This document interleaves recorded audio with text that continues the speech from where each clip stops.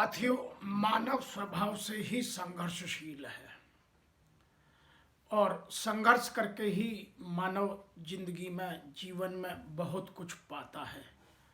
हमारे शास्त्रों ने भी हमें संघर्ष करने की ही जीवन में प्रेरणा दी है और जिसने संघर्ष किया, जिसने साहस से आगे बढ़ने की कोशिश की, सफलता ने सदैव उसके कदम चूमे हैं।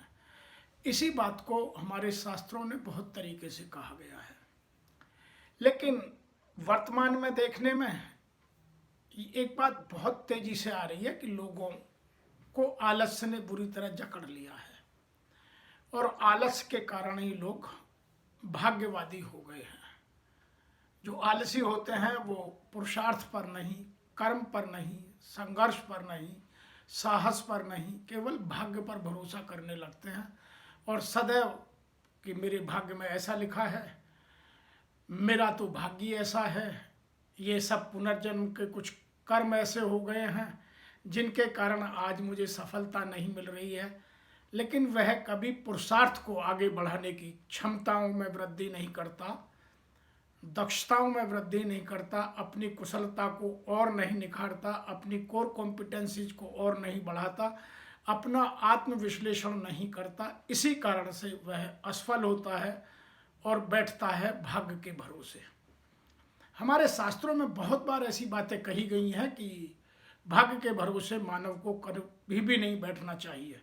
गीता इसका उदाहरण है।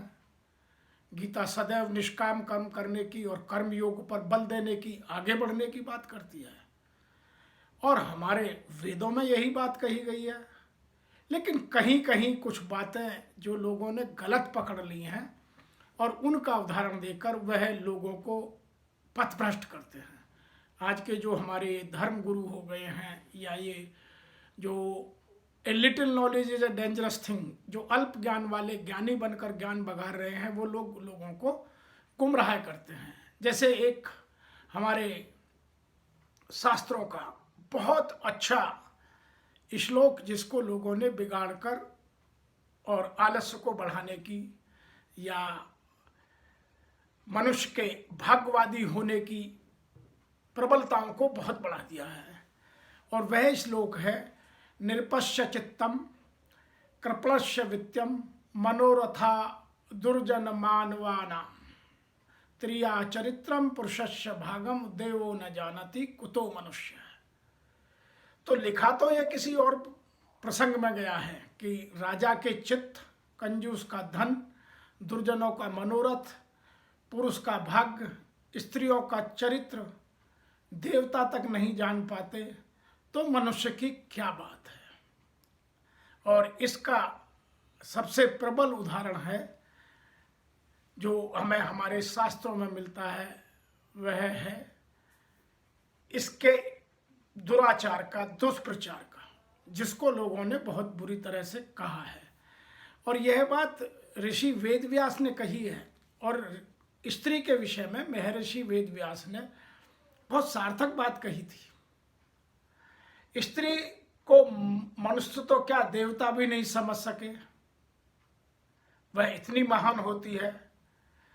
उसके चरित्र में जितना फैलाव होता है, जितनी गहराई होती है, जितनी ऊंचाई होती है, उसको कोई नहीं समझ सकता। वह हमारी कल्पना से परे है।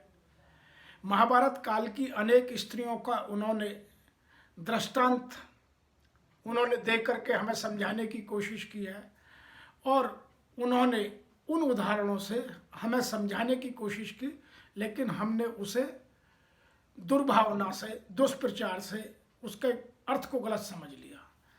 इसमें मैं बहुत सारी चीज़ों का उदाहरण दे सकता हूँ। मौन, त्याग, सत्य और प्रखरता का स्वरूप गांधारी में देखिए।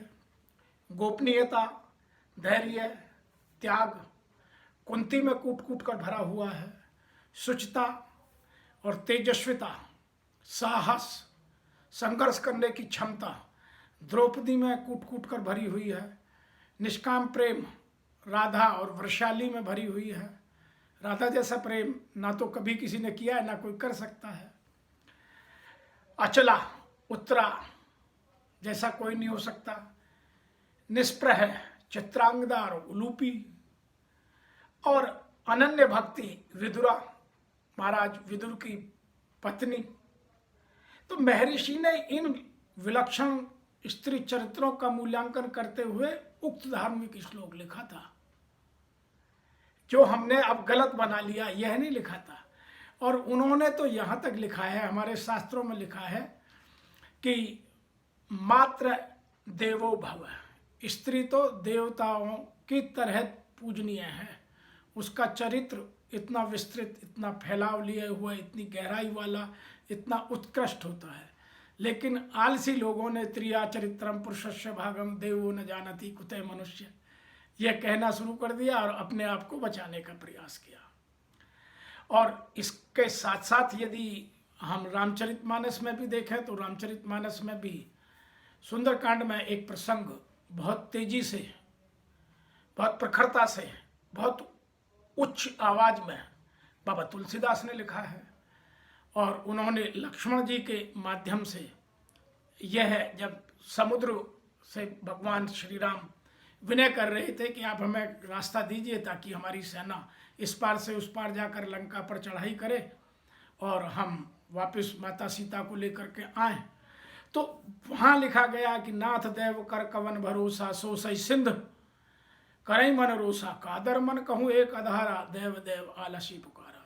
तो वहाँ लक्ष्मण जी अपने बड़े भाई मर्यादा पुरुषोत्तम श्री राम से कह रहे हैं कि देव देव तो आलसी पुकारता है, आप तो बाण उठाओ, आप तो सक्षमता हो, आपकी तो सामर्थ्य है, आप में तो पौरुष है, आप बाण उठाइए, समुद्र को सुखाइए और रास्ता बनाइए। तो लक्ष्मण जी का गुस्सा देख करके श्री राम ने कहा कि तुम ऐसी बातें कब से कहने लगे हो। तो लक्ष्मण जी ने कहा कि मैंने देवों पर 3 बार भरोसा करके देख लिया, मैं 1 बार की बात नहीं कर रहा हूँ, 3 बार की बात करता हूँ। तो रामचंद्र जी ने उनसे पूछा कि उन्होंने कहा कि सबसे बड़ा उदाहरण जब से मेरा इस पर से विश्वास उठ गया देवों पर से, वह है जब मैं आपको बचाने के लिए पंचवटी से जंगल की ओर गया, तो मैं सभी देवताओं से विनती करके, हाथ जोड़ के, प्रार्थना करके, अपनी सारी सामर्थ्यों की लकीर खींच करके सीता जी को लक्ष्मण रेखा के अंदर बैठा के गया और फिर भी वो उनकी रक्षा नहीं कर पाए। पहला उदाहरण। दूसरा उदाहरण दिया कि जब हम आपका राज तिलक हो रहा था, सबने सब कुछ किया था, सब कुछ ठीक था, और आपको और मुझको जंगल में आना पड़ा, अरण्य में आना पड़ा, माता कैकेयी ने सारा खेल बिगाड़ दिया, तो मैं किस कारण से, किस तरीके से देवताओं पर भरोसा करूं। और तीसरा प्रकरण उन्होंने अपनी शादी के समय परशुराम संवाद का उठाया। तो उन्होंने कहा मेरा देवों पर विश्वास नहीं है, मैं तो पुरुषार्थी हूं, अपने साहस पर अदम्य भरोसा रखता हूं और साहस के भरोसे ही पुरुषार्थ को आगे बढ़ाना चाहता हूं, मैं आलसियों की तरह देव देव नहीं पुकार सकता। तो यहाँ जो देव देव की बात है वो ये है। और इसके अतिरिक्त हमारे शास्त्रों में यह भी लिखा है, आलस्यम ही मनुष्याणाम शरीरे एषो महान रिपु, आलस्य ही मनुष्य का सबसे महान शत्रु है। यदि कोई मानव का शत्रु है सबसे बड़ा, तो वह है आलस्य। आलस्य अहंकार से भी बड़ा शत्रु है। तो हमें यह बात ठीक से समझ लेनी चाहिए। और जो आलसी हो जाता है वही देवों पर, वही देव देव पुकारता है, वही भाग्यवादी होता है, वही पंडितों पर हाथ दिखाता है, वही पुनर्जन्म के विचारों का, प्रारब्ध का, ये सब बातों की बात करता है। और जिसको अपने पुरुषार्थ पर, जिसको अपने पौरुष पर, जिसके अपने बल पर भरोसा है, वह आगे बढ़ता है, संघर्ष करता है, जीतता है और विजयश्री को पाता है। इसके लिए मैं कुछ चीज़ें और भी कहना चाहता हूँ जो हमारे आज के जीवन में, जो यथार्थ में हमारे कवियों ने चिंतन के बाद लिखा है। एक हिंदी में बहुत प्रिय कवि हुए हैं, बहुत महान कवि हुए हैं, जयशंकर प्रसाद जी। जयशंकर प्रसाद जी ने बहुत अच्छा लिखा, उनकी मैं 2 लाइनें को यहाँ सुनाना चाहता हूँ। वह पथ क्या पथिक कुशलता क्या, जिस पथ पर बिखरे सूल ना हो, नाविक की धैर्य परीक्षा क्या जब धारा ही प्रतिकूल ना हो।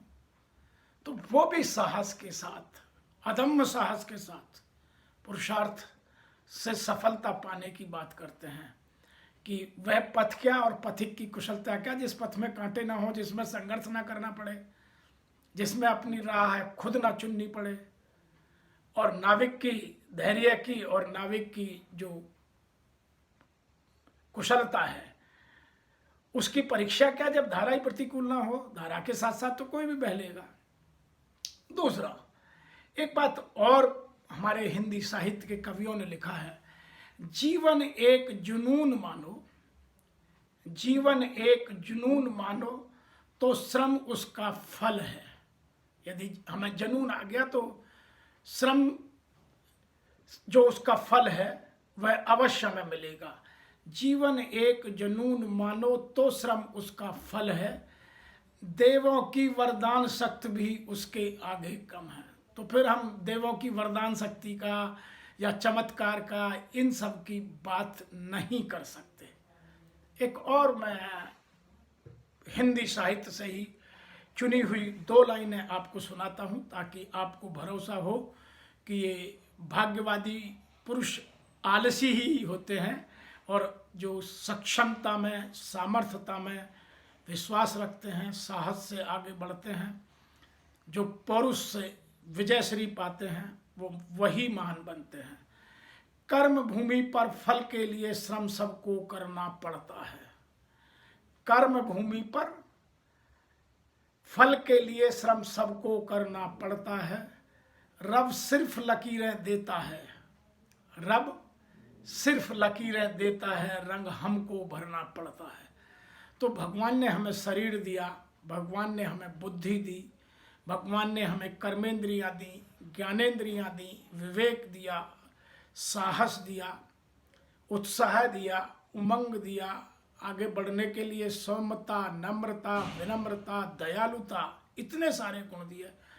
और फिर भी हम उन और देवों से क्या मांगना चाहते हैं जब हम इनका ठीक से सदुपयोग नहीं कर सकते। तो मेरा मानना है कि हम जो भगवान ने हमें दिया है उन सब के महत्व को समझें, उनकी वैल्यू को समझें और उनका सदुपयोग करें। गीता जैसे साहित्य को पढ़ें, सार्थकता को समझें। जीवन में सार्थकता पौरुष से ही आ सकती है, आलस से नहीं। और आलस ही व्यक्ति को भाग्यवादी बना देता है, यह पूर्णतः सत्य है। आज इतना ही। मैं आशा करता हूँ कि आपको यह मेरे विचार अवश्य पसंद आएंगे। जय जय श्री राम।